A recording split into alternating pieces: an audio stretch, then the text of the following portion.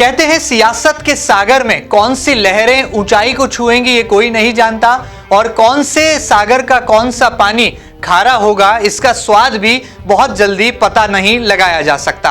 कुछ ऐसे ही सूरत हाल हैं मध्य प्रदेश की आगर मालवा विधानसभा सीट के भी। जी हां, यहां पर सियासत के सागर में यूं तो कई चेहरे हैं जो कि गोते लगाने को आतुर हैं, लेकिन सही मायनों में किसे मिलेगा टिकट ये फिलहाल तय नहीं। एमपी न्यूज की इस स्पेशल रिपोर्ट में आप सभी दर्शकों का बहुत बहुत स्वागत है। गागर में सागर, क्योंकि बात है आगर उपचुनाव की। जी हां, जो तमाम चेहरे लगातार क्षेत्र में सक्रिय हैं, कहा तो जा रहा है कि उन्हें ही राजनीतिक दल मौका देने वाले हैं, लेकिन सियासी समीकरणों की नब्ज को जब टटोला जाए तो समीकरण कुछ अलग से नजर आते हैं। आखिर कौन से वो चेहरे हैं जो कि लगातार इस सीट पर अपनी दावेदारी जता रहे हैं? यदि चेहरों की फहरिस्त में बात करें तो कांग्रेस के पास विपिन वानखेड़े जैसा युवा चेहरा है, तो बीजेपी के पास दिवंगत नेता मनोहर ऊंटवाल के बेटे मनोज बंटी ऊंटवाल का सहारा है, या और भी कई चेहरे हैं जो कि लगातार दावेदारी की फहरिस्त में आगे अपने समीकरणों को फिट करने में लगे हैं।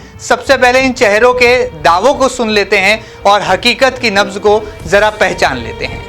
15 साल की सरकार ने किसानों को क्या दिया और 15 महीने की सरकार ने किसानों को क्या दिया? देखा हुआ कि जब मेरे पिताजी सांसद थे तब उन्होंने 2 मुद्दे यहाँ छेड़े थे, 4 लेन का और एक रेलवे लाइन का।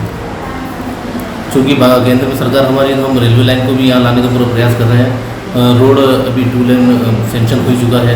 जद्दा के पास हमारा एक मुद्दा विकास का रहेगा। दूसरी बात, 15 महीने जो कमलनाथ जी की सरकार रही है उसमें किसान और जनता प्रताड़ित रही है।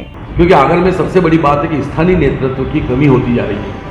बाहर के व्यक्ति आकर के अगर कोई चुनाव लड़ता भी है तो पार्टी की जीतती है, व्यक्ति नहीं चुनाव जीतता, ये हमारी निष्ठा है। इस बार पार्टी मुझ पर विश्वास करती है और टिकट देती है, तो ये मान के चलिए कि मैं यहाँ के किसानों को, यहाँ के युवाओं को, यहाँ की महिला जो सशक्तिकरण के लिए काम करूँगा।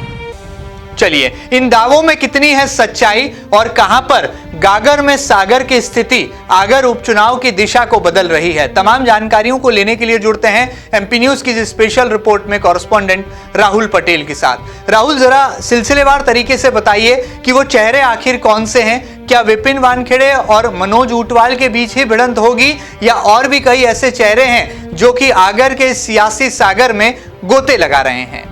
जी बिल्कुल महेंद्र जी, बिल्कुल आपने सही कहा कि जिस प्रकार आगर मालवा की जो सीट है, इन दोनों लगातार चर्चाओं में बनी हुई है। कई लोग तो इसे मालवा की नब्ज को भी की तरह भी टटोल रहे हैं कि जो आगर मालवा के डिसीजन होंगे बहुत कुछ निर्भर करता है कि वो मालवा के डिसीजन होंगे। सबसे पहले मैं अगर भारतीय जनता पार्टी की बात करूं तो दिवंगत नेता के बेटे मनोज उर्फ बंटी ऊंटवाल जो कि इस फहरिस्त में सबसे आगे हैं, क्योंकि एक तरह से मनोहर ऊंटवाल के बेटे हैं और दिवंगत नेता की जो एक तरह से लोगों की सिंपैथी होती है वो मिलती है, तो ऐसे में कहीं ना कहीं मनोज ऊंटवाल इस फहरिस्त में सबसे आगे नजर आ रहे हैं। वहीं भारतीय जनता पार्टी से दूसरे चेहरे की बात करें महेंद्र जी, तो रेखा रत्नाकर हैं, ये पूर्व विधायक भी रह चुके हैं आगर मालवा से और लगातार राजनीति में सक्रिय भी हैं। ऐसे में अगर तीसरे नाम की बात करूं तो तीसरा नाम आता है गोपाल परमार, क्योंकि ये भी लगातार भारतीय जनता पार्टी के एक कोटे से आए थे चुनाव में और ये भी चुनाव जीते हैं। तो ऐसे में जो 3 दिग्गज नेता है वो लगातार ताल ठोक रहे हैं, लेकिन जो खबरें सामने आ रहे हैं महेंद्र जी, इसमें कहीं ना कहीं मनोज उर्फ बंटी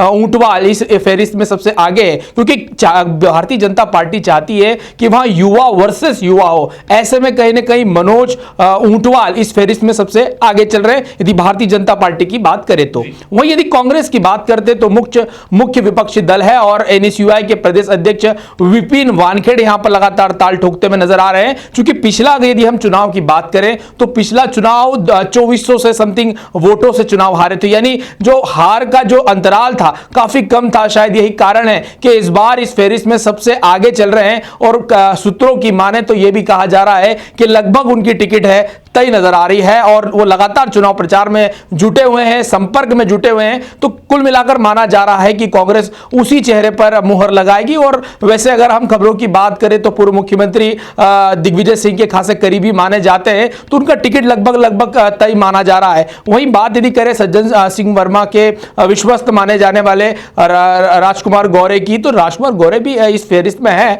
लेकिन आखिरी में अंत में क्या डिसीजन होता है ये तो देखने वाली बात होगी। लेकिन फिलहाल जो मैंने आपको समीकरण बताएंगे, तमाम वो दावेदार है जो आगर मालवा से ताल ठोकते हुए नजर आ रहे हैं। एक और बात लेकिन मैं आपको बहन जी बताना चाहूंगा कि ये जो आगर मालवा की सीट है परंपरागत भारतीय जनता पार्टी जनसंघ की सीट रही है। ऐसे में एनएसयूआई के प्रदेश अध्यक्ष विपिन वानखेड़े और मनोज उर्फ बंटी ऊंटवाल के नाम पर यदि चुनाव होता है तो निश्चित तौर पर युवा वर्सेस युवा की एक लड़ाई देखने को मिल सकती है। चलिए, दो युवा चेहरे हैं, आमने सामने हो सकते हैं, ऐसे सियासी संकेत मिल रहे हैं। लेकिन इतना तय है कि आगर क्षेत्र की जनता बहुत जागरूक मानी जाती है।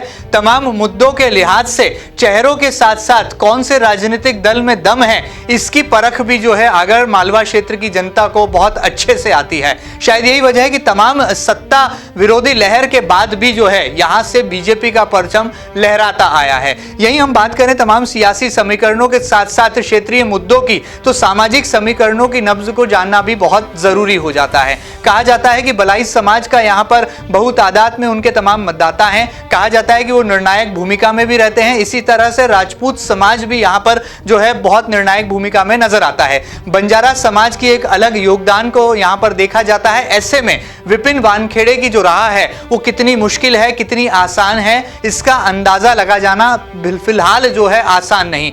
दूसरी तरफ बात करें मनोज उर्फ बंटी ऊंटवाल की, तो उनके लिए यहाँ पर सहानुभूति की लहर जरूर चल रही है। लेकिन जनता के कटघरे में जब भी नेताजी खड़े होते हैं तो मुद्दों के आधार पर भी चेहरों का चयन होता है। ऐसे में जब दो युवा चेहरे आमने सामने होंगे तो जनता की यहाँ पर भूमिका बहुत संवेदनशील हो जाती है। यदि हम क्षेत्रवार मुद्दों की बात करें तो कौन से वो मुद्दे हैं? क्या वाकई में बीजेपी बनाम कांग्रेस का ही एकमात्र मुद्दा है या फिर क्षेत्र में विकास का मुद्दा भी जो है इस उपचुनाव पर भारी पड़ने वाला है? राहुल के पास चलते हैं। राहुल, अगर मुद्दों के लिहाज से बात की जाए तो आगर मालवा में तमाम तरह के विकास को लेकर दावे किए जाते हैं, लेकिन हकीकत उससे कुछ दूर या परे नजर आती है। फिलहाल अगर क्षेत्रीय मुद्दों की बात करें तो कौन से वो मुद्दे हैं जो कि लगता है यदि दो युवा चेहरे आमने सामने हुए तो जनता उन मुद्दों के आधार पर भी जो है जनता से सरोकार रखने वाले चेहरे पर ही अपनी मोहर लगाएगी? बिल्कुल महेश जी, आपने बिल्कुल सही कहा कि किसी भी चुनाव का जो निर्णायक मोड़ होता है वो होता है कि क्या मुद्दे हैं,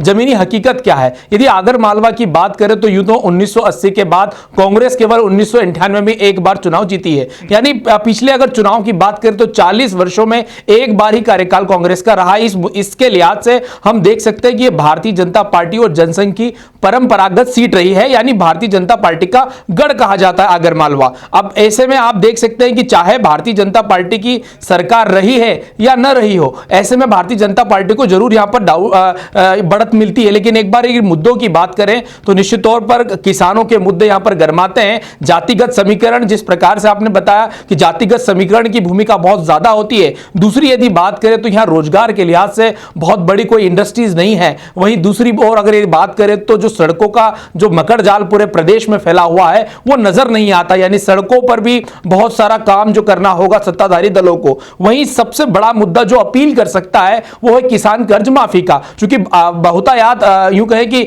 बाहुल्य किसान बाहुल्य सीट पर बहुत को निर्भर करता है कि किसान आखिर किसके साथ जाता है। जिसके साथ किसान जाता है वो सत्ता ला देता है। ये हमने 2018 के चुनाव में भी देखा। तो ऐसे में आगर मालवा की सीट पर खासा प्रभाव रहेगा तमाम मुद्दों का। लेकिन मुझे लगता है बहन जी सबसे इंपॉर्टेंट रहेगा चुनाव कैसे होता है। अगर विपिन वानखेड़े की बात करें तो विपिन वानखेड़े को यह अनुभव है कि चुनाव वो हारे क्यों। अगर 24-25 के अंतराल से अगर आगर मालवा जैसे सीट पर कांग्रेस हारती है तो निश्चित तौर पर एक मनोवैज्ञानिक बढ़त जरूर होगी कि विपिन वानखेड़े जब मैदान में उतरेंगे तो हो सकता है भारतीय जनता पार्टी के लिए मुश्किलें खड़े हो। बहरहाल अगर यदि हम मुद्दों की बात करें तो मुद्दे तो कई हैं, लेकिन लगता है कि चुनाव के दौरान जनता मुद्दे भूल जाती है और जातिगत समीकरण और पार्टी की विचारधारा के साथ ही उम्मीदवार को जिता देती। यही इतिहास रहा है आगर मालवा का। चलिए, ये पब्लिक है, ये सब कुछ जानती है और सियासत की ये सड़क जो कि आगर से निकलकर राजधानी भोपाल के विधानसभा भवन तक जाती है, वहां पर किस चेहरे को पहुंचाएगी ये हमें आने वाले कल में पता चलेगा। लेकिन फिलहाल इतना जरूर है कि तमाम राजनीतिक लिहाज से देखा जाए तो कई दिग्गज नेता इस विधानसभा सीट पर न केवल अपनी ताकत झोंकने वाले हैं, बल्कि आने वाले दिनों में क्या युवा चेहरों के बीच में भिड़ंत होगी या फिर कोई नया पॉलिटिकल ट्विस्ट आएगा, इसे लेकर अभी राजनीतिक पंडित तमाम तरह की सियासी सरजरीबी कर रहे हैं। देखना बहुत लाजमी होगा कि इस सड़क को कौन पार कर पाता है। क्या विपिन वानखेड़े को कांग्रेस दोबारा मौका देती है या भारतीय जनता पार्टी में सहानुभूति की लहर के साथ एक बार फिर ऊंटवाल परिवार के चश्मोचिराग बंटी ऊंटवाल को यह टिकट हासिल हो पाता है, या फिर चिंतामण मालवीय जैसे पूर्व सांसद यहां पर सियासी गोता जो है आगर के सियासी सागर में लगा पाते हैं। देखना बहुत लाजमी होगा कि चेहरों के लिहाज से कौन से चेहरे पर पहले पार्टियां मोहर लगाती है, उसके बाद ही शुरू होती है जनता की अदालत, जहां पर जाकर तय होगा कि मुद्दों के आधार पर या फिर किसान कर्ज माफी के पुराने मुद्दे के आधार पर कांग्रेस क्या कोई यहां पर बढ़त हासिल कर पाती है। तमाम तरह की सियासी खबरें हम आप तक पहुंचाएंगे और आगर विधानसभा सीट का सूरत हाल भी आपको बताएंगे। आप कहीं मत जाइएगा, लगातार देखते रहिएगा आपका अपना न्यूज चैनल एमपी न्यूज। ये खास रिपोर्ट आपको कैसी लगी हमें जरूर बताइएगा। फिलहाल दीजिए इजाजत, नमस्कार।